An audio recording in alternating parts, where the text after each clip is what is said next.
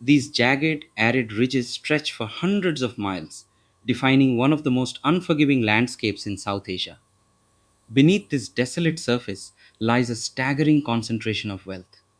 This territory holds some of the world's largest reserves of gold and copper while serving as the primary source for the nation's natural gas. On August 11th, the people living on this strategic gold mine made a bold move. They raised a flag and declared their independence from Pakistan. This wasn't a minor protest.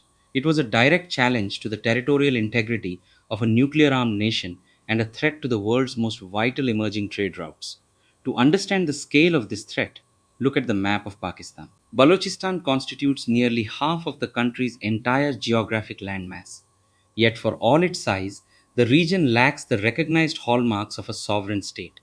It has no international embassies, no recognized borders, and no seat at the UN.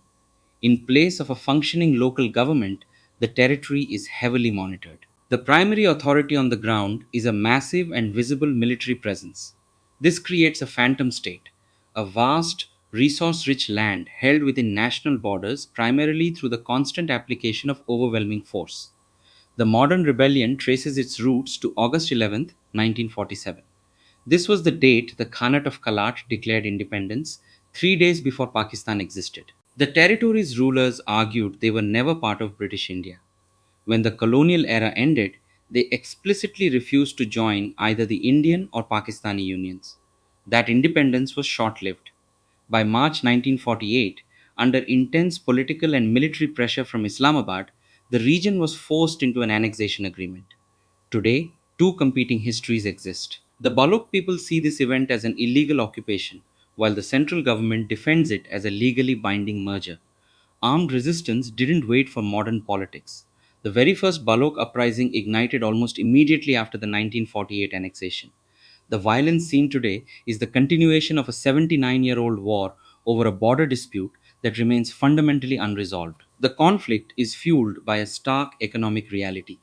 The Reko Diq mines in Balochistan sit on one of the most lucrative gold and copper deposits currently operating on Earth. This is the Sui gas field. For decades, it has provided the primary power source for homes and industries across the rest of Pakistan. But the wealth extracted from the ground rarely stays there. Local populations suffer from chronic unemployment and extreme poverty, watching their resources leave while their towns remain underdeveloped. Resistance to this extraction has been met with a heavy hand. Human rights organizations have documented ongoing military atrocities and the systemic disappearance of local activists. Balochistan effectively operates as an economic engine for a nation that suppresses its people, fueling a deep generational resentment that is now boiling over. China has now entered the conflict as a major stakeholder.